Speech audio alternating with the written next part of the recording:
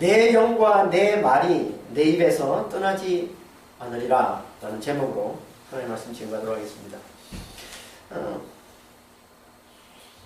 우리 지난 시간 하나님은 하나님의 하나님 되심, 곧 하나님의 신실하심, 하나님의 의로우심, 하나님의 이 만물을 다스리심을 위해 자기 죄를 자백하고 하나님의 은혜를 구하는 자들은 반드시 구원하셔야 하지만 세상엔 그 구원을 도울 자가 없어서 크게 놀라셨다는 말씀을 함께 살펴봤습니다. 하나님 크게 놀라셨다. 이상이 여기셨다는 말이 깜짝 놀랐다, 크게 놀랐다 이런 뜻이라고 했죠. 물론 진짜 하나님께서 크게 놀라셨다는 게 물론 아니겠죠. 이 말은 세상에 의로운 자가 하나도 없음에 대해서 하나님이 크게 안타까워하시는 것을 이렇게 표현하고 있는 겁니다. 하지만 그래도 하나님은 당신의 이 하나님 되심을 위해 반드시 자기 죄를 자백하는 자들을 구원하셔야만 하기에 당신께서 친히 자기 팔로 자기를 구원하고 자기 공의로 자기를 떠받치셨다 라고 했습니다. 이 말은 자기 팔로 자기 죄를 자백하는 자들을 구원해내심으로 하나님의 하나님 되심을 지켜내시는 걸 말하는 거라고 했습니다. 자기 팔로 자기 죄를 자복하는 자들을 구원해내시는, 좀 더 정확히 말하면 뭡니까? 하나님께서 세상의 모든 죄를 그 어깨에 짊어지시는 걸 말하는 거라고 했죠. 더 정확히 말하면 아들 그리스도를 보내셔서 그의 어깨에 세상의 모든 죄를 다 짊어지우셔서 십자가에 못 박으시며 그들의 죄를 다 사해 주시고 구원해 내시는 거예요. 이렇게 그들을 자기 죄를 자백하는 자들을 구원해 내심으로 하나님의 하나님 되심을 지켜내신 걸 말씀하는 거라고 했습니다. 이걸 또 다른 말로 뭐라고 한다고요? 공의를 갑옷으로 삼으시고 구원을 투구로 삼으셨다. 같은 말을 하는 겁니다.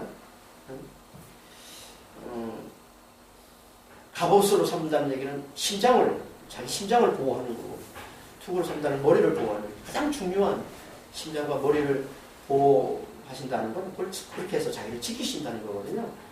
그러니까 자기 죄를 자백하는 자를 구원해는 이 공의로 그렇게 자기를 지켜 계십니다. 같은 말씀을 하고 있는 거죠. 이 말은 다 하나님께서 자기 죄를 자백하는 자들을 구원해 내시는 걸 자기 목숨이 걸린 문제로 여기시고 그들을 반드시 구원해 내시는 걸 말씀하는 거라고 했습니다.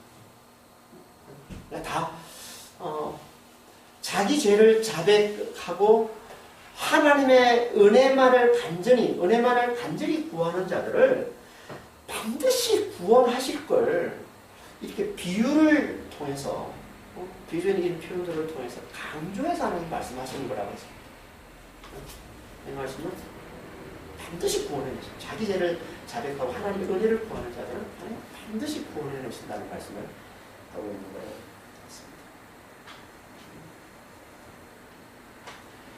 이렇게 자기 죄를 자백하고 하나님의 은혜만을 간절히 구하는 자들을 하나님께서 당신의 목숨을 걸고 반드시 구원해내는, 이걸 다른 말로 하면 뭡니까 이건?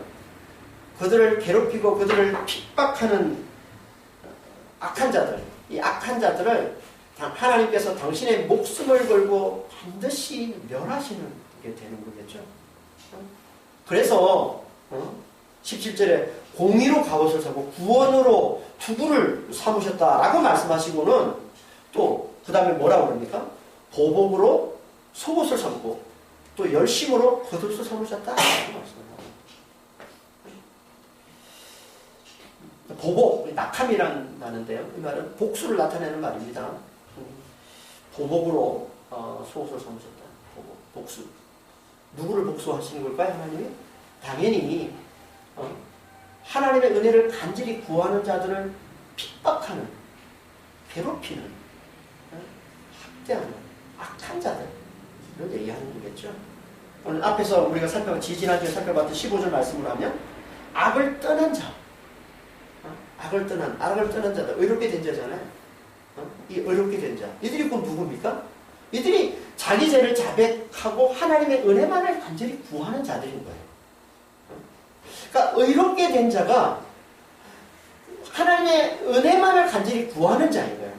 우리가 살펴봤지 않습니까? 이사야서 57장 1절에 보면 이렇게 말씀하고 있습니다. 의인이 죽을지라도 마음에 두는 자가 없고 진실한 이들이 거두음을 당할지라도 깨닫는 자가 없도다. 여기 보면 진실한 이라는 이 단어가 진실이 헤세드라고 그랬습니다. 헤세드는 말은 은혜라는 단어예요. 은혜라는 뜻이에요. 은혜, 자비, 인애 이런 식으로 다 번역이 되어 있는데 유독 여기 있으면 진실로 이렇게 번역을 했는데 왜 이렇게 번역을 했는지 모르겠습니다. 이 단어 헤세드는 은혜를 말하는 겁니다. 그러니까 의인을 다른 말로 뭐라고 그러는 거예요 지금? 은혜의 사람이라고. 어렵게 된 자는 누구라는 거예요? 자기 죄를 자백하고 하나님의 은혜만을 간절히 구하는 자. 이게 어렵게 된 자인 거예요. 이게 악에서 떠난 자인 거예요. 그 얘기하는 거란 말이에요. 은혜의 사람. 이렇게 악에서 떠난 자, 자기 죄를 자백하고 하나님의 은혜만을 간절히 구하는 자들, 이들을 괴롭히고 이들을 탈취하고 이들을 핍박하고 이들을 학대하는 자들, 모든 악한 자들, 이들이 누구라는 거예요? 이게 하나님의 보복의 대상입니다.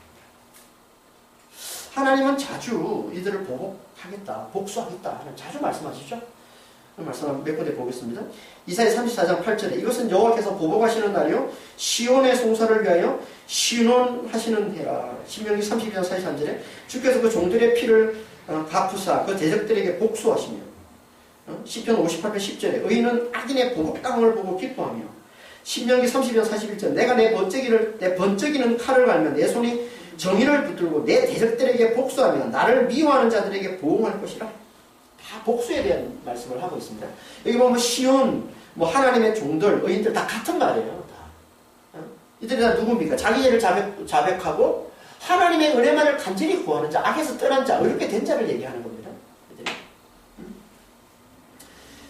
이들을 죽이고 이들을 핍박하고 이들을 학대하는 자들, 이 대적들, 이들의 대적들, 이들을 다 멸하는 것. 이게 뭐? 이게 하나님의 복수. 이 대적을 또 누구의 대적이라고 합니까? 하나님의 대적, 하나님을 위한 하나님의 대적이라고 그러죠. 당연히 그렇죠. 하나님의 은혜를 구하는 자, 하나님 백성들인데 하나님 백성들을 괴롭히고 학대하고 죽이고 하는 건 누구를 대적하는 거예요? 하나님을 대적하는 거잖아요. 하나님께서 그걸 당신의 대적으로 여기셔서 반드시 멸하신다는 말씀을 하시는 겁니다. 이게 하나님의 대적, 하나님의 복수.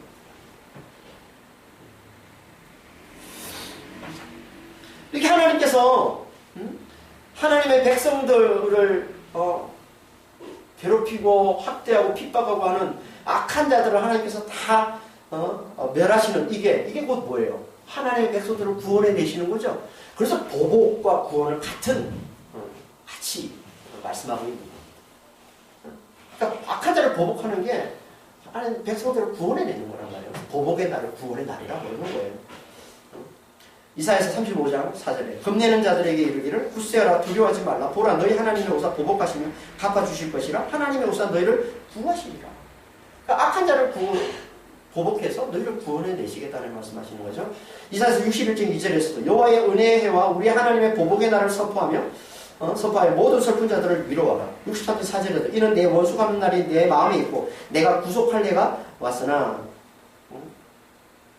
이 은혜는 이사야서 49장 8절에서 보면 구원의 날과 같은 의미로 쓰고 있는 거예요. 구원의 날을 얘기하는 거예요.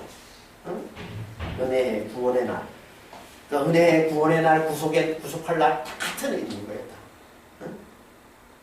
그날이 곧 뭐라는 거예요? 그날이 보복의 날. 하나님의 원수 갚는 날. 그러니까 우리를 구원하시는 그 날이 곧 악한 자들을 다 멸하시는 날이에요. 그래서 오늘 본문에서도 은혜를 구하는 어려운 자들을 구원해내는, 구원을 나타내는 이 공의와 구원을 다른 말로 보복과 열심, 악한 자들을 다 멸하는 보복과 열심으로 다시 말씀을 하고 있습니다. 열심히도 악한 자들을 멸하는 걸, 철저하게 멸하는 걸 얘기하는 겁니다. 열심. 원래 열심이라는 말은 끌어오르는 어떤 뜨거운 열정을 나타내는 말인데요. 열심이라는 말이. 이게 긍정적으로 쓰이고 부정적으로 써요. 긍정적으로 쓸 때는 열심이라는 뜻으로 이제 쓰이는 거고, 부정적으로 쓸 때는 시기, 분노 이런 의미로 쓰이는 이 단어가. 한번 해볼까요? 이사야 31장 32절에 남은 자가 예루살렘에서 나오며 피하는 자가 시온에서 나올 것이니라. 만군의 여호와의 열심히 이를 이루시리라. 반드시 구원해내는 하나님의 열심을 나타내는 단어로 쓰기도 하고, 이사야서 42장 13절에 보면 여호와께서 용사같이 나가시며 전사같이 분발하여 외쳐 크게 부르시며 그 대대로 크게 치시리로다. 이 분발할 때 이 분노, 이 분노도 키나, 이게 열심이라는 단어예요. 키나, 분노. 그리고 신명기 29장 20절에 여호와의 분노와 질투의 불로 그에 위해 붙게 하시며 또 이 책에 기록된 모든 저주를 그에게 더하실 것이라. 이게 질투의 불이라는 단어도 이거 키나요. 이것도 열심이라는 단어. 그러니까 오늘 본문에서 보복과 열심이라는 말은 좀 더 어떻게 보면 좀 맞게 번역을 하면 열심이라는 단어보다는 질투 또는 분노라는 의미가 더 어울린다고 봐야 되겠죠. 그러니까 하나님이 보복하시되, 악한 자들을 보복하시되 철저하게 보복하시는 걸 나타내요. 철저하게 보복하시는. 그래서 보복을 속옷으로, 그리고 열심을 겉옷으로 입었다. 옷은 다 몸을 보호하는 거잖아요. 갑옷은 심장을 보호하고, 투구는 머리를 보호하고, 가장 중요한 부위인 심장과 머리를 보호하니까 갑옷과 투구라면, 이 속옷과 겉옷은 뭐예요? 몸을 보호하는 거예요. 몸을. 겉옷은 더 확실하게, 더 철저하게 보호하는 게 겉옷인 것이고, 그러니까 공의와 구원으로 갑옷과 투구로 삼으셨다는 말씀. 그래서 하나님께서 당신의 가장 소중한 몸을 지키시고 당신을 지켜내시는 것처럼 또 보복과 열심으로 또 하나님께서 당신의 소중한 몸을 지켜내시는, 보호해내시는 걸 말씀하고 있는 겁니다. 다시 말해서 하나님의 이 대심을 지켜내기 위해 하나님 반드시 악한 자들을 멸하시고 철저하게 멸하실 걸 말씀하고 있는 거죠. 같은 말씀을 하고 있는 거죠. 하나님 반드시 악한 자들을 멸할 거야. 그래서 반드시 너희 이런 자들, 내 백성, 은혜를 구하는 내 백성, 반드시 구원을 내리다 말씀하는 거죠. 이 보복하심을 강조해서 좀 더 구체적으로 이제 말씀하고 있는 게 이게 이제 18절, 19절 말씀이에요. 18절, 19절. 18절을 보겠습니다. 그들의 행위대로 갚으시되 그 원수에게 분노하시며 그 원수에게 보응하시며 섬들에게 보복하실 것이라. 여기 보면 행위, 보응, 보복 다 같은 단어입니다. 다 괴물이라는 단어예요. 괴물. 그러니까 괴물이라는 이 단어도 보복의 뜻을 가지고 있는 거예요. 우리가 17절에 살펴봤던 이 보복은 낙함이라는 단어인데 주로 이제 복수, 보복이라는 의미로 쓰는 게 낙함이고, 이 괴물은 뜻이 대단히 다양합니다. 보복의 뜻도 있고, 보복의 뜻도 있고, 은혜, 보상 이런 뜻도 있어요. 보답, 행위라는 뜻도 있고, 뜻이 대단히 다양한 단어가 이 괴물이라는 단어인데요. 원래 이 괴물이라는 이 단어는 가말이라는 단어에서 파생된 사용입니다. 가말, 동사. 가말인데, 가말은 젖을 떼다는 말이에요. 젖을 떼다. 그러니까 이 괴물은 원래 뜻이 뭐냐면 젖을 뗀 후에 나타내는 행동. 젖을, 하나님의 은혜, 하나님의 양육의 젖을 말하는 거예요. 그러니까 하나님의 양육의 젖을 먹고 난 이후, 이제 그 젖을 떼고, 그러니까 은혜, 양육의 젖, 은혜를 입고 난 이후에 나타나는 행동을 나타내는 게 이게 괴물이라는 단어고요. 여기서 또 의미가 더 확대되어서 이 행동에 대한 하나님의 보상, 하나님의 은혜 또는 하나님의 보복, 하나님의 보응을 나타내는 뜻까지 다 가지게 된 게 이 괴물이라는 단어인 거예요. 그래서 18절 맨 앞에서도 행위도 괴물, 괴물라의 여성형이 괴물의 여성형이 괴물라고 쓰고 있고, 보응, 보복도 괴물이라는 단어로 쓰고 있는 겁니다. 그러니까 18절 말씀 전체를 이제 요약하면 이런 거예요. 하나님께서 그들의 행위에 따라 괴물라. 그들의 행위에 따라 그들에게 보복을 주셔서 그들을 대갚으신다는 말이에요. 아니 그들이 어떤 행위를 내놓았길래 하나님께서 그들을 보복하신다고 말씀을 하시는 걸까요? 어떤 행위를? 그들이 하나님의 양육의 젖을 먹고, 그러니까 하나님의 은혜를 받고서 그들이 내놓은 행동이 뭐예요? 그들이 내놓은 행위가 뭐예요? 반역이, 한마디로 반역. 특히 이사야서는 이 반역의 죄를 대단히 강조합니다. 처음부터 하나님은 이사야가 처음부터 심판을 말씀하시잖아요. 1장부터 심판을 말씀하는데 그 심판을 하시는 그 이유가 뭐냐면 나는 반역했기 때문이다 이렇게 말씀하고 있어요. 이사야 1장 2절에. 이사야 1장 1절이 소개고 이름을 소개하는 거고 그 다음에 2절부터 이제 말씀을 시작하는데 2절이 뭐라고 하나님 말씀 이렇게 말씀하고 있어요. 여호와께서 말씀하시기를 내가 자식을 양육하였거늘 그들이 나를 거역하였더라. 이 거역이라는 단어가 패샤, 반역이라는 뜻이에요. 반역. 양육을 했는데 자식처럼 내가 양육을 했는데 그들이 그 은혜를 입고서도 나를 배반했다. 나를 배신했다. 나를 반역했다. 이 반역의 죄를 부르셔 하나님께서 심판하신다는 얘기예요. 반역이에요. 그러니까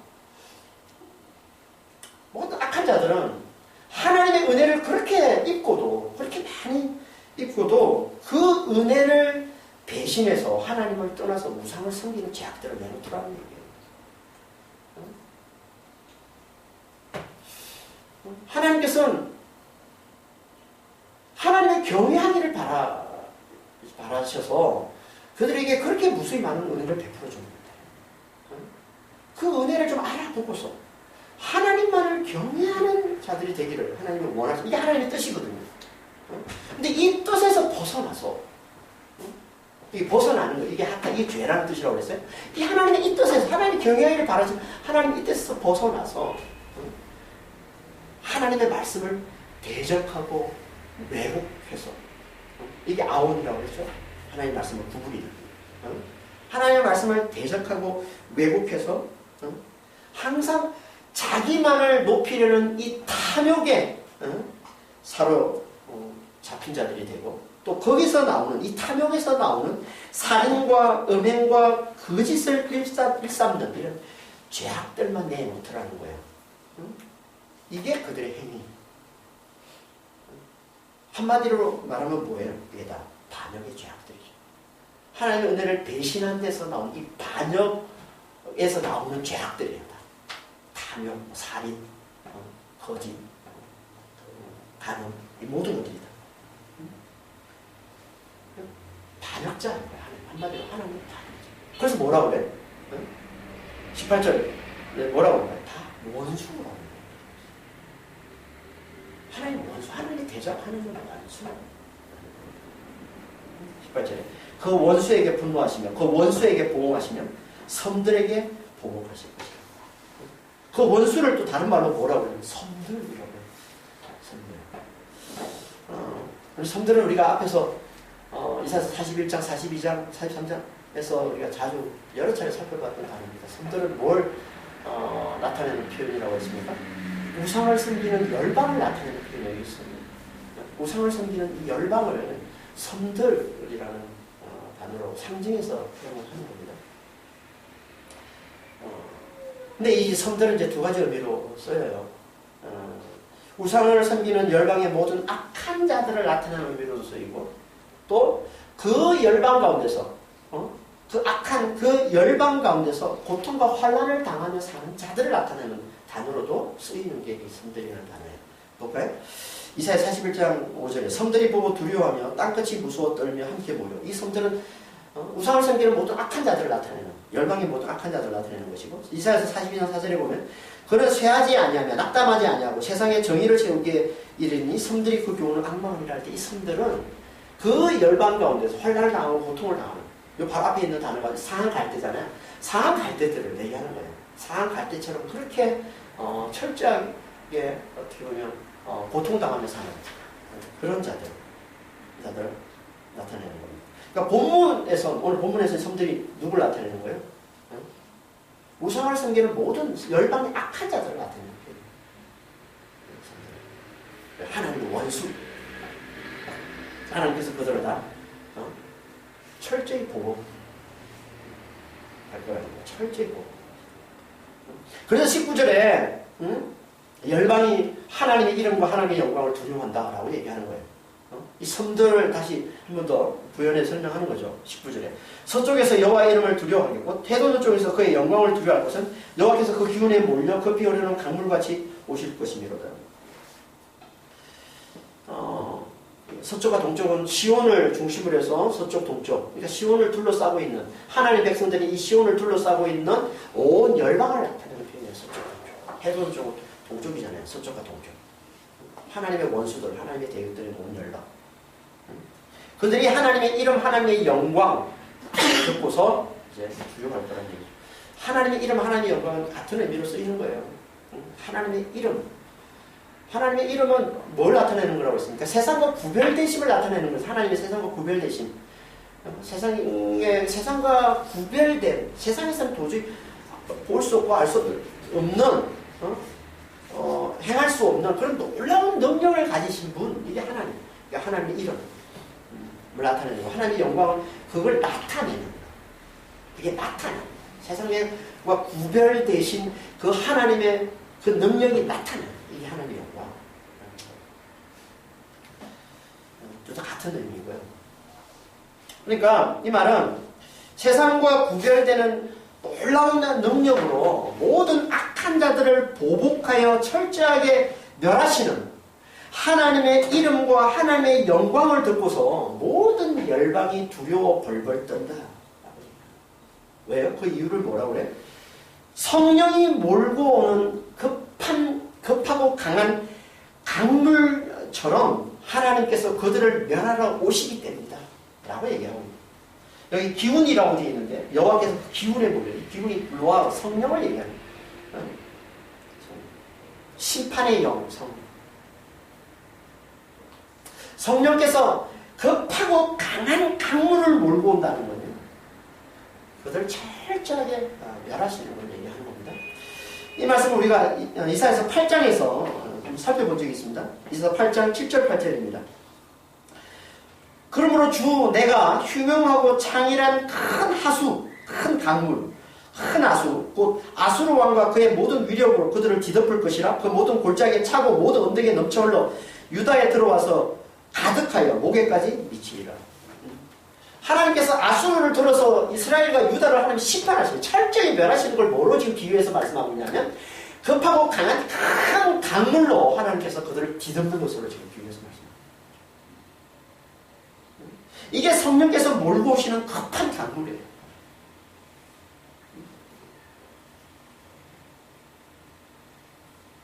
그러니까 하나님께서 지금 오늘 19절에서 뭘 말씀하고 있어요? 하나님께서 열방을 심판하실 것을 말씀하고 있는 거예요. 온 열방을 심판하기 위해 될 것을. 그걸 알고서 온 열방이 두려워 벌벌 떨고 있다라는 말씀을 하고 있는 거예요. 이건 마치 이제 애굽을 멸한 그 하나님의 이름과 하나님의 영광을 듣고서 가나안 땅에 살고 있는 모든 사람들이 두려워 벌벌 뜬 것 같은 거죠. 그랬잖아요. 이스라엘 정탐꾼들이 가나안 땅에 들어가니까 가나안 땅에 살고 있는 기생 나합이 뭐라고 얘기합니까? 여호수아 2장 9절 10절입니다. 말하되 여호와께서 이 땅을 너에게 주신 줄을 내가 아노라. 우리가 너희를 심히 두려워하고 이 땅 주민들이 다 너희 앞에서 간담이 녹나니 이는 너희가 애굽에서 나올 때 여호와께서 너희 앞에서 홍해 물을 마르게 하시는 일과 너희가 요단 저쪽에 있는 두 왕 시온과 오기게 행한 일, 곧 그들을 진멸시킨 일을 우리가 들었습니다. 이게 하나님의 이름, 하나님의 영광을 들은 거예요. 세상에서는 볼 수 없는, 세상에서는 도저히 행할 수 없는 놀라운 능력으로, 놀라운 능력으로 악한 자들, 하나님을 믿지 않는 악한 자들을 철저하게 멸하시는 것을 보고 듣고 두려워하고 떠는 거죠. 그 얘기하는 거지. 이게 온 열방에 있는 이 악한 자들, 하나님 은혜를 무시하고 은혜를 구하는 자들을 핍박하고 박해하고 괴롭히고 했던 이 모든 자들, 이들은 반드시 종말에 하나님의 이름, 하나님의 영광을 알고서 다 두려움에 벌벌 떨 거야. 그것이 마치 급하고 강한 강물처럼 그들을 뒤덮을 것을 알고서 두려움에 벌벌 떨 거야. 몇 년 전에 일본 동일본 지진이 일어났을 때, 대지진이 일어났을 때 그 쓰나미가 몰아와서 막 거기 있는 사람들은 한 삽시간에 순식간에 다 뒤덮어서 멸망시키는 그런 거죠. 그런 걸 비유로 두는 거예요 지금. 그렇게. 그 밀려올 때, 쓰나미가 밀려올 때는 이미 늦은 거예요. 그 쓰나미가 밀려오는 걸 보는 순간 벌써 휩쓸려 가는 거죠. 그렇게 정말에 반드시 하나님은 모든 악한 자들, 은혜를 구하는 하나님의 백성들을 핍박하는, 그래서 하나님을 대적하는, 하나님의 은혜를 배신한 이 반역자들, 이들은 하나님께서 그렇게 철저히 멸하실 거라. 이게 하나님의 복수, 이게 하나님의 복수.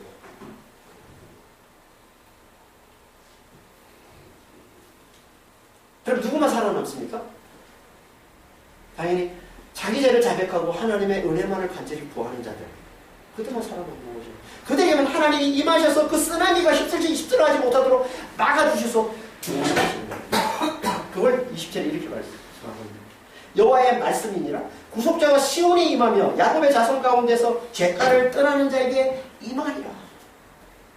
구속자, 구원하시는 하나님, 구원하시는 하나님이 시온에 임하셔서 그들만 보호하시고 그들만 지키셔서 보복을 당하지 않도록 하는, 멸망당하지 않도록 그들만 지키셔서 보내내신 하나님. 이 시온이 누굽니까? 앞에서 좀 전에 살펴봤지 않습니까? 자기 죄를 자백하고 하나님 은혜만을 간절히 구하는, 악에서 떠난 어렵게 된 자, 이게 시온이에요. 하나님 백성. 그래서 이걸 다른 말로 뭐라고 해요? 이 시온은 또 다른 말로 야곱의 자손이라는 말은 없어요. 야곱 가운데 죄가를 떠나는 자. 죄가는 또 무슨 말이에요? 죄가를 떠나는 자. 죄가. 이 죄가가 반역이라는 것이에요. 패션. 그러니까 12절에서는 59장 12절에서 이는 우리의 허물이 주의 앞에서 심히 많으며 우리의 허물이 우리와 함께 있음이라 할 때 이 허물이라는 단어와 같은 단어예요. 패션. 반역. 하나님의 은혜로 양육을 했는데, 하나님 우리를 양육했는데 그 하나님을 배신한 반역, 이걸 말하는 거죠. 이걸 여기서 죄가로 반역.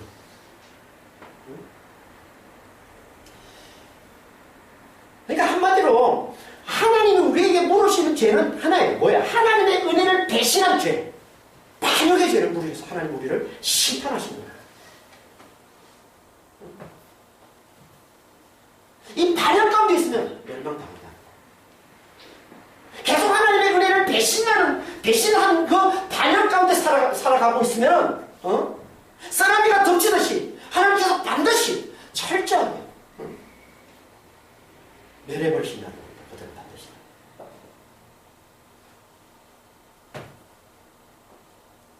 오직 거기서 떠난 자, 이 떠나다는 말은요, 슈브예요. 슈브. 돌아서다 회개하다는 말이에요. 이 반역에서, 하나님의 은혜를 배신한 이 반역에서 돌아서서 회개한 자. 이들이 누구예요? 이게 자기 죄를 자백하고 하나님의 은혜만을 간절히 구하는 자잖아요. 이 반역에서 돌아선 자. 그러니까 자기 죄를 자백한 자. 12절에서 얘기했던 이 자기 죄. 우리의 허물이 주 앞에서 심히 많고, 허물이 너무 많다는 걸 알고, 심히 많다, 허물이 심히 많다, 이 말은 반역이 너무나 크다는 얘기예요. 하나님 반역한 자가 너무나 크다는 것을 아는 거예요. 하나님의 그렇게 많은 은혜를 받고서 그 은혜를 떠난, 그 은혜를 무시하고 그 은혜를 배신한 이 반역의 죄가 얼마나 큰지를 안다는 거예요. 그래서 자기는 그 반역의 죄에 사로잡혀서 살다가, 그 죄 가운데 살다가 결국은 영원한 멸망으로 돌아갈 수밖에 없는 존재라는 걸 아는 거예요. 이 죄를 자백하는 겁니다. 이제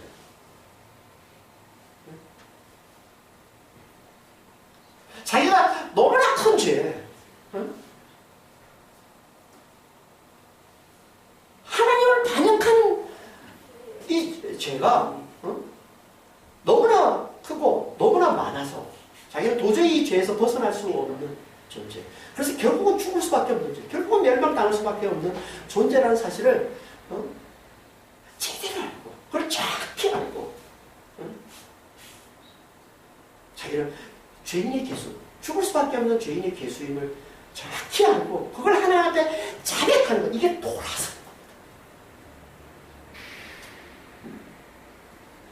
그냥 내가 지은 몇 가지 재놓고 그냥 그거 잘못했으면 하나님 용서해 주세요. 그럼 앞으로 잘할게요. 이게 아니에요. 회개는 이게 아니에요.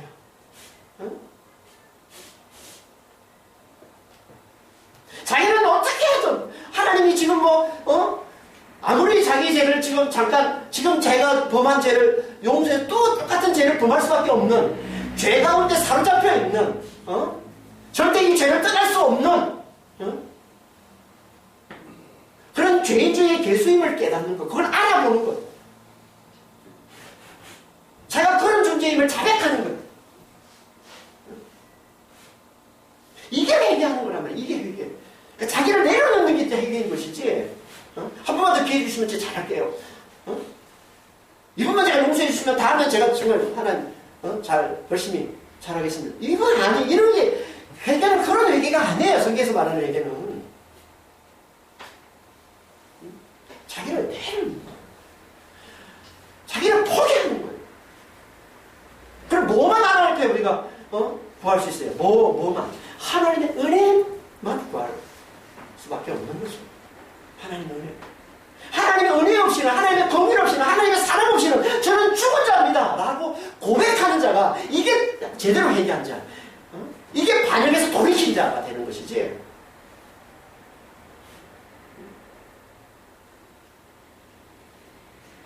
그냥 몇 가지 지은 죄 그냥 잘못했다 그러고 다시 하나님 용서해 주시면 잘하겠다 그런 정도가 아니란 말이에요. 진 하나님이 우리에게 바라신 회개는 자신의 죄의 깊이, 자신의 죄의 크기 처절하게 깨닫고 자신을 내려놓고 오직 하나님 은혜로만 살 수 있음을 알고 그 은혜만을 간절히 구하는, 그게 반역에서 돌아온 회개한 자인 것이고, 그것이 악에서 떠난 의롭게 된 자.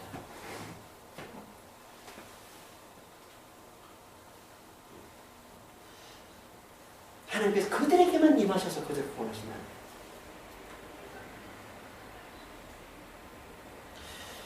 그들에게 임하셔서, 하나님이 그들에게 임하셔서 그들을 어떻게 구원하십니까? 새 언약을 주셔서 영원토록 그들과 함께 하시며 놀라운 복을 주시는 것으로 그들을 구원하신다는 거죠. 그게 21절 말씀입니다. 21절. 여호와께서 이르시되 내가 그들과 세운 나의 언약이 이러하니 곧 내 위에 있는 나의 영과 내 입에 둔 나의 말이 이제부터 영원하도록 내 입에서와 내 후손의 입에서와 내 후손의 후손의 입에서 떠나지 아니하리라 하십니다. 여호와의 말씀입니다. 하나님이 그들과 이제 언약을 새로 세우시는 거예요.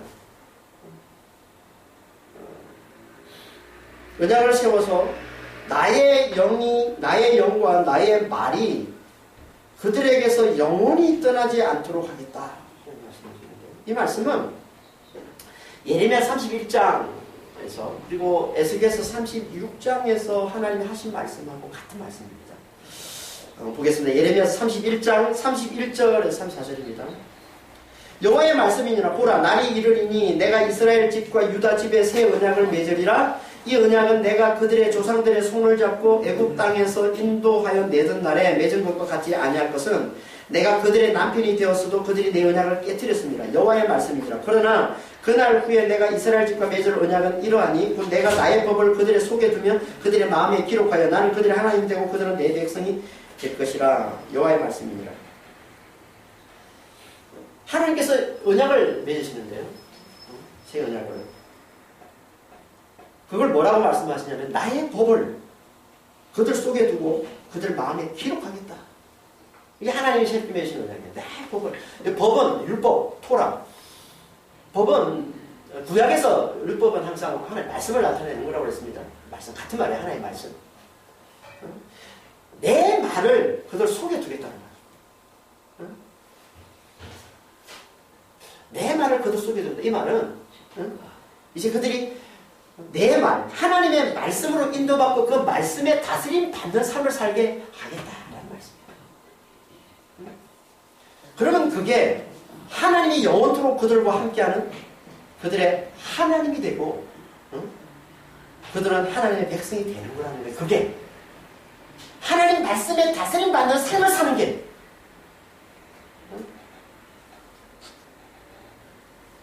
그러니까 하나님은 하나님의 말씀을 그들 속에 두어 말씀에 다스림 받는 자가 되게 하심으로 영원토록 하나님과 함께하며 그분의 그 영광, 그분의 그 은혜를 영원토록 누리며 사는 하나님 백성이 되게 만드시겠다는 거예요. 이게 하나님이 주시는 새 언약입니다. 이걸 에스겔 36장에서는 좀 더 구체적으로 이렇게 말씀하고 있는 거예요. 에스겔 36장 26절에서 28절입니다. 또 새 마음을 너에게 주고 새 영을 너에게 두되 너희 육신에서 굳은 마음을 제거하고 부드러운 마음을 줄 것이며 또 내 영을 너희 속에 두어 너희로 내 율례를 행하게 하리니 너희가 내 규례를 지켜 행할지라 내가 너희 조상들에게 준 땅에서 너희가 거주하면서 내 백성이 되고 나는 너희 하나님이 되리라. 같은 말씀을 하고 있는 건데요. 새 언약에 대한 말씀을 하고 있는 겁니다.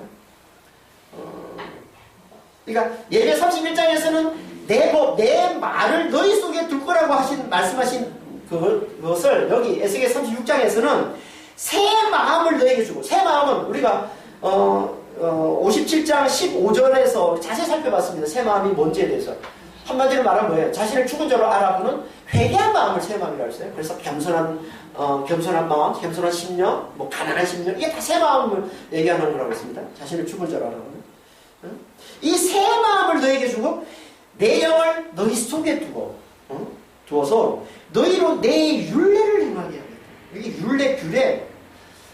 규례, 율법 다 하나님 말씀을 말하는 겁니다.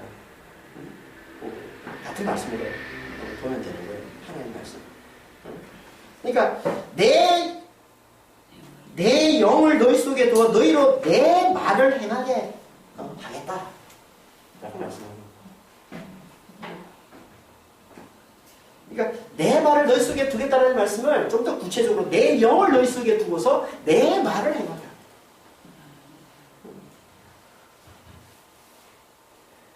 무슨 말이에요? 성령을 부어주셔서 말씀에 다스림 받는 삶을 살도록 하겠다라는 말씀입니다. 그럼 그게 영원토록 너희가 내 백성이 되고 내가 너희 하나님 되는 거야. 똑같이 새 언약에 대해서 말씀하고 있는 거죠. 이걸 오늘 본문에서는 내가 새 언약을 세우리니 내 위에 있는 나의 영과 내 입에 나의 말이 내 입과 내 후손의 입에서 영원히 떠나지 않도록 하겠다. 영원히 떠나지 않을 것이다. 라고 말씀하고 있는 거예요. 그러니까 예레미야 31장에 내 말을 너희 속에 두겠다는 말씀과 에스겔 36장에 내 영을 너희 속에 두고 내 말을 행하게 하겠다는 말씀을 합쳐서 이렇게 말씀하고 있는 거예요. 너희 위에 있는 내 영이 너희 입에 있는 내 말이 영원히 너희 입에서 떠나지 않도록 하겠다라는 말씀으로 합쳐서 이렇게 말씀하고 있는 거예요. 같은 말씀을 하고 있는 거예요.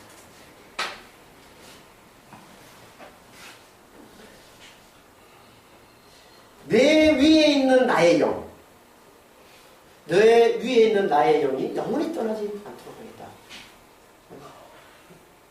이 말씀은 내 영을 너희 속에 두겠다 라는 말씀과 같은 말씀인데 무슨 말씀입니까? 이 말씀은?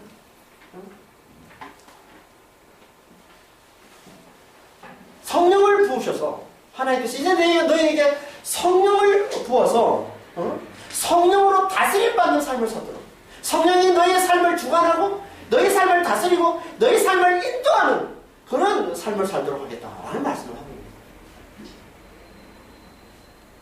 이걸 구약에서 자주 성령을 부으시는 것으로 말씀하시죠. 하나님께서 우리에게 성령을 부어주시면 어떻게 된다고 합니까? 우리가 이사야에서 앞에서 여러 잘 살펴봤습니다. 어떻게 된다고 합니까? 보겠습니다. 이사야 32장 15절 17절입니다. 15절 17절에 마침내 위에서부터 영을 우리에게 부어주시리니 광야가 아름다운 밭이 되며 아름다운 밭을 숲으로 여기게 되리라. 그때 정의가 광야에 거하며 공의가 아름다운 밭에 거하리니 공의의 열매는 화평이요 공의의 결과는 영원한 평안과 안정이요. 이거 우리가 원하는 거 아닙니까 진짜. 광야가 아름다운 밭이 되고 아름다운 숲이 되는 그 화평이 있고 영원한 평강을 누리고 영원한 평안을 누리고 영원한 안전을 누리는 삶. 우리가 다 원하는 거 아닙니까. 꿈꾸는 삶이잖아요. 이사야서 44장 3절 4절에 나는 목마른 자에게 물을 주며 마른 땅에 시내가 흐르게 하여 나의 영을 내 자손에게 나의 복을 내 후손에게 부어주리니 그들이 풀 가운데서 솟아나기를 시내가의 보들같이 될 것이라.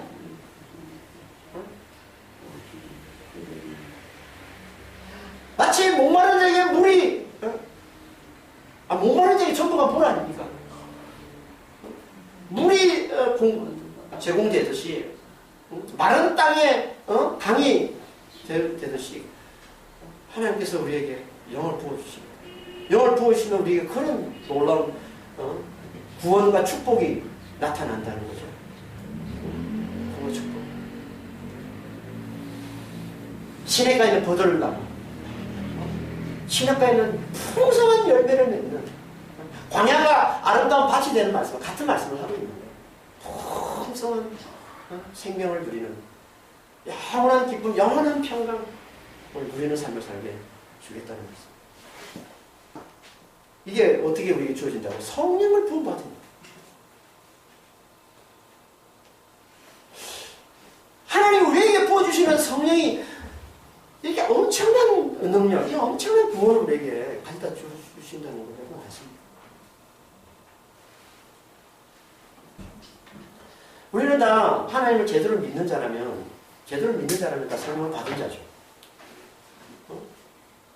회개한 자에게 성령을 선물로 주신다고 그랬잖아요. 사도행전 2장 33절 38절입니다. 하나님의 오른손으로 예수를 높이시며 그 약속하신 성령을 아버지에게 받아서 너에게 보고 듣는 이것을 부어주셨느니라. 너희가 회개하여 각각 예수 그리스도의 이름으로 세례를 받고 죄사함을 받으라. 그리하니 성령의 선물을 받으리라. 우리가 회개하면 제대로 하나님을 믿으면 또 우리는 성령을 선물로 받는 거예요.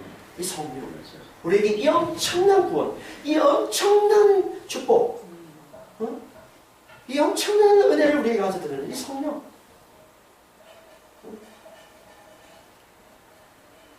이게 하나님께서 우리에게 주신 성령이랍니다. 우리는 진짜 성령 충만함을 날마다 구하는 삶을 살아야 되는 게 맞는 거예요. 다른 것에 관심을 두지 마시고 성령께 관심을 두시고 성령을 사모하고 성령 충만함을 사모하는 게 이게 맞는 거란 말이에요. 성령 안에 담아서 주시는 거라니까 하나님은. 당신의 모든 좋은 것을 성령 안에 담아서 하나님 우리에게 주신 거란 말이에요. 그러니까 우리는 성령을 제대로 알고 그 성령 안에 제대로 넣고 하면 그 성령 충만함에 거하면 하나님 우리에게 주신 이 놀라운 축복을 우리 이 성령 안에서 우리가 누리며 살 수 있단 말이에요.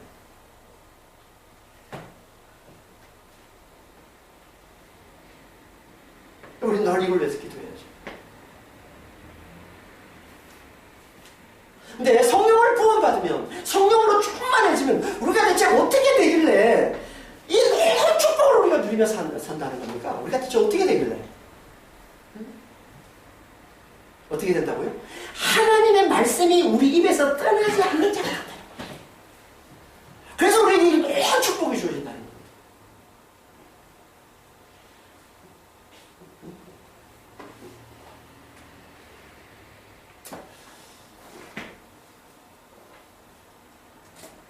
성경에서 자주 하나님의 말씀이 우리와 함께 하는 것, 하나님의 말씀이 우리와 함께해서 그 말씀에 우리가 다스림 받는 삶을 살게 되는 것을 자주 그 말을 입에 둔다, 그 말을 마음에 둔다라고 표현을 합니다.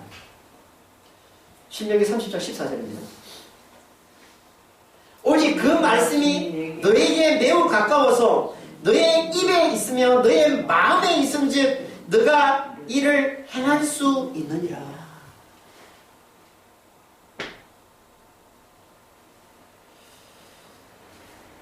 말씀이 입에 있는 것과 말씀이 마음에 있는 것을 같은 것으로 지금 말씀하고 있는 거죠. 그러니까 둘 다 하나님의 말씀이 통해서 우리를 다스리는 걸 말씀하고 있는 겁니다. 하나님의 말씀이 우리와 함께해서 우리를 다스려요.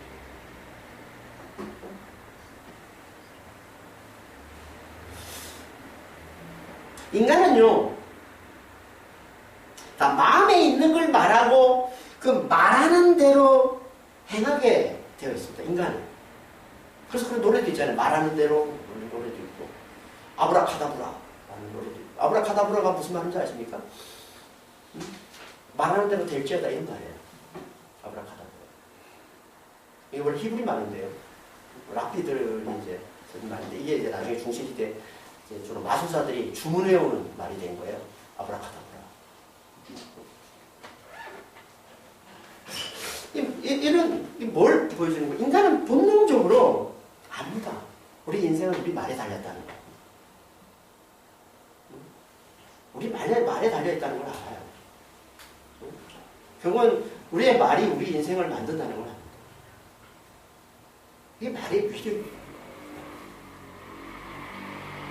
그렇잖아요. 하나님 말씀으로 세상을 지으시고 말씀으로 다 지으시고,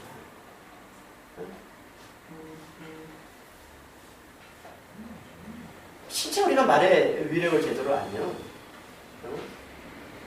말씀을 통해서 정말 우리는 우리의 인생이 얼마나 놀랍게 변화되는지 잘 경험할 수가 있습니다. 그럼 말, 그러니까 우리가 세상의 말을 많이 들으면 우리 마음에 세상의 말이 있게 되고요. 그 말을 우리 입에 두게 되는 거예요. 늘. 그리고 우리 입에 둔 그 말이 우리 인생을 만드는 거예요. 그러니까 내 속에 둔 그 말이 내 입에 있고 내 입에 있는 그 말이 내 인생을 만드는 거예요. 이 세상의 말이 내 인생을 만들면 어떻게 되겠어요? 세상의 말이 뭡니까? 진리가 아닌 말이잖아요. 진리가 없는 말이잖아요. 세상의 말은 하나님이 없다고 하는 게 세상의 말인 거예요. 부활은 없다고 하는 게 세상의 말인 거예요. 그 말이 내 마음이고 그 말이 내 입에 있고 이 그 말로 내가 산다면 내 인생이 어떻게 되겠어요? 결국 멸망인 거죠. 응? 아무리 좋은 말을 한다고 할지라도 하나님이 없고 부활이 없고 하나님의 사랑이 없는 그 말은 결국 멸망인 겁니다.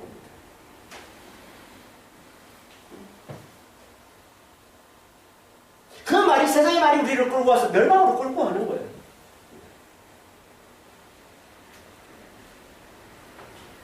하지만 성령을 부음받은 자는 하나님의 말씀이 그 입이 있고 하나님의 말씀이 함께하고 하나님 말씀에 다스림받는 삶을 살게 된다는 거예요. 하나님의 말씀을 듣고 성령을 부음받은 자는 늘 하나님 말씀과 함께하고 늘 하나님 말씀을 듣고 늘 하나님 말씀을 마음에 두고 그 하나님 말씀을 입에 달고 그 하나님 말씀을 말하고 그 하나님 말씀에 다스림받는 삶을 살게 된다는 거예요.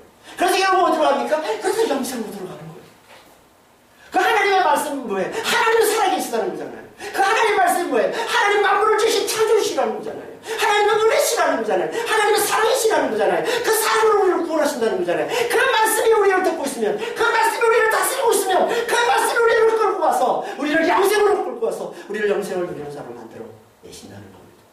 하나님의 말씀이 우리 입에서 떠나지 않는다는 말은 하나님의 말씀이 우리를 끌고 영생으로 들어가신다는 말씀을 하고 계십니다.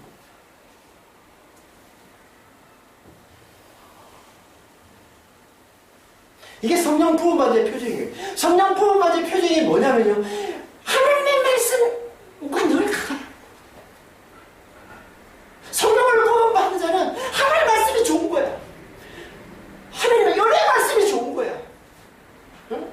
그분의 만물을 다신 창조주신데 그분의 그 창조주신 그분께서 은혜로 우리를 구원하신다는 이 말씀이 너무 좋은 거야. 늘 이 말씀과 함께 늘 이 말씀을 듣기를 사모해. 늘 이 말씀을 입에 달고 살아. 늘 이 말씀에 내가 다스림을 받고 있어. 이게 성령 부음받은 자의 표징이라는 겁니다.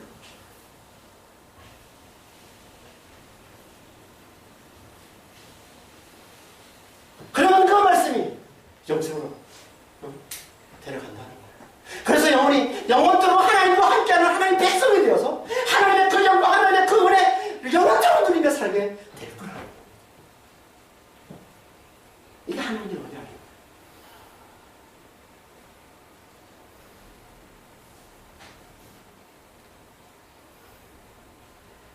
이거 왜는?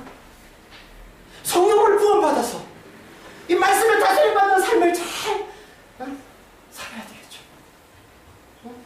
성령을 좀 부어받아서 말씀에 다스림받는 이 하나님의 말씀에, 이 진리의 말씀에, 이 은혜의 말씀에, 이 생명의 말씀에 여기에 다스림받아야죠. 이게 여기에 계속 관심이 가고 이걸 듣고 싶어하고 이걸 찾아다니고 그래야죠.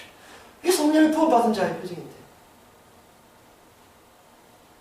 근데 이게 우리 힘으로 안 된다. 오직 하나님의 은혜로만 된다는 거예요. 그래서 이걸 뭐라고 그래요? 선물이라고 했어요. 선물입니다. 내가 때를 쓴다고 해서 얻을 수 있는 것도 아니고, 내가 무슨 헌신한다고 해서 얻을 수 있는 것도 아니고, 선물이에요. 은혜로 주어지는 거예요. 그런데 이 은혜를, 이 선물을 하나님께서 누구에게만 주신다고 해요? 자기 죄를 자백하고 은혜로 구하는 자예요. 자기 죄를 정확히 알고, 내 허물이 얼마나 큰지, 내가 얼마나 허물이 많은 존재인지, 내가 죽을 수밖에 없는 죄인이라는 거예요. 내가 그 죄와 친밀해져서 그 죄에 사로잡혀서 결국은 죄 가운데 살다가 영원적으로 멸망을 당할 수밖에 없는 죄인들의 기수임을 알아보고 그 죄를 제대로 정확하게 자각하는 자.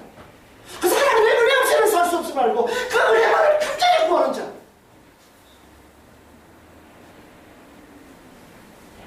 이 사람은 하나님께서 은혜로 주시는 게 성령이에요.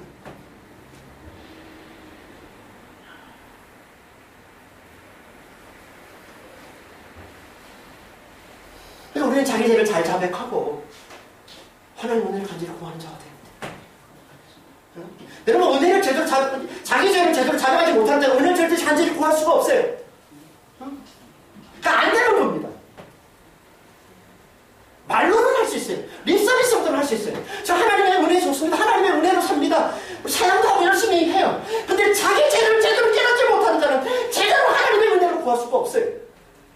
안 되는 겁니다.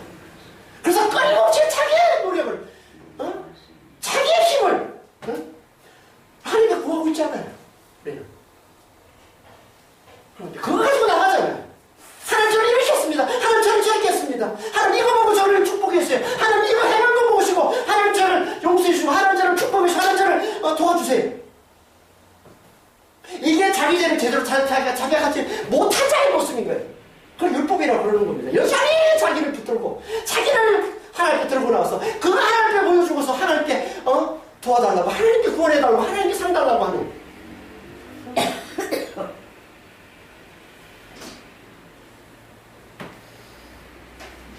성령은 그렇게 우리에게 부어지는 게 아니라는 겁니다. 우리는 자기 죄를 잘 자복하는 자, 자백하는 자가 돼요. 우리가 죄인의 대수로 왔습니다. 바울이 죄인의 대수라고 그러는데 무슨 많은 사람들이 이건 몰라요. 자기 죄를 자백하지를 못해요. 제대로 회개하지를 못하는 거죠. 하나님 은혜를 간절히 구하지를 못해요.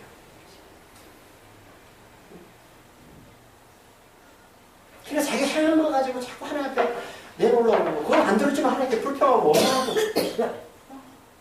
늘 우리의 모습 아닙니까 이게 지금? 안 되는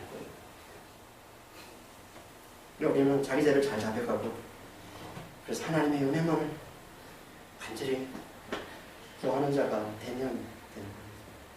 그러면 하나님께서 반드시 성령을 부어주셔서 언약하신 사람 약속하신 거잖아요. 성령을 부어주셔서 하나님의 말씀에 다스림 받는 삶을 살게 주시겠다는 거예요. 그래서 우리를 하나님과 영원토록 함께하는 하나님의 백성이 되게 만들어서 하나님의 그 영광을 그 풍성한 영광 그 풍성한 영원토록 누리며 살게 주시겠다는 겁니다. 아니면 자기 죄를 제대로 잡아가지 않고 하나님의 은혜를 간절히 구하는 자가 되지 못하면 우리는 어떻게 되는 겁니까? 계속 은혜를 배신한 이 반역 가운데 살 수밖에 없는 것이고 이 반역의 죄로 말미암아 결국 하나님께서 우리에게 절대 우리를 멸하시는 이 보복의 심판을 절대 피할 수가 없게 그러니까 구원과 심판은 단순합니다. 반역에서 돌아서는 은혜를 배신한 하나님의 그 은혜를 배신한 그 반역에서 돌아서느냐 아니면 계속 그 반역 가운데 살아가느냐 여기에 달려있는 거예요. 말씀을 잘 들으시고 그 말씀을 통해서 자기 죄를 제대로 정결하시고 그래서 제대로 자기 죄를 잘 자백하는 자가 되어서 하나님의 은혜를 간절히 구하는 자가 되시길 반역에서 돌아선 자가 되시길 그래서 성령을 부어받아서 말씀에 다스림 받아 영원토록 하나님과 함께하는 하나님의 백성이 되어서 하나님의 큰 풍성한 은혜와 그 영광을 영원토록 누리며 사는 그런 하나님의 백성이 다 되시길 예수로 축원합니다. 기도하겠습니다. 아버지 하나님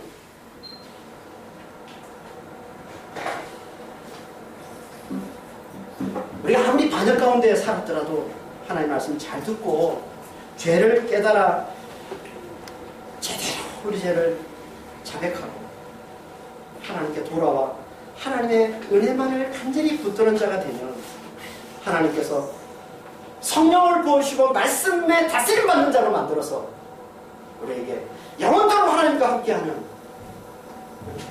하나님 백성이 되어서 영원토록 하나님의 그 영광 그 풍성한 그 은혜를 누리며 사는 자가 되게 해주시고 우리가 계속 말씀을 무시하고 계속 반역 가운데 살면 우리가 계속 은혜를 모르고 계속 탐욕으로 살면 결국 하나님께서 심판의 날 보복의 날에 그 철저한 보복으로 우리를 영원토록 멸하실 수밖에 없음을 오늘 말씀을 통해서 배워줘 주시니 주님 감사합니다. 주여 우리 중에 한 사람도 계속 반역 가운데 버티는 자가 없게 하여 주시옵소서. 하나님 말씀하실 때 그 말씀을 듣고 깨닫게 하여 주시옵소서. 죄를 깨닫게 하여 주시옵소서.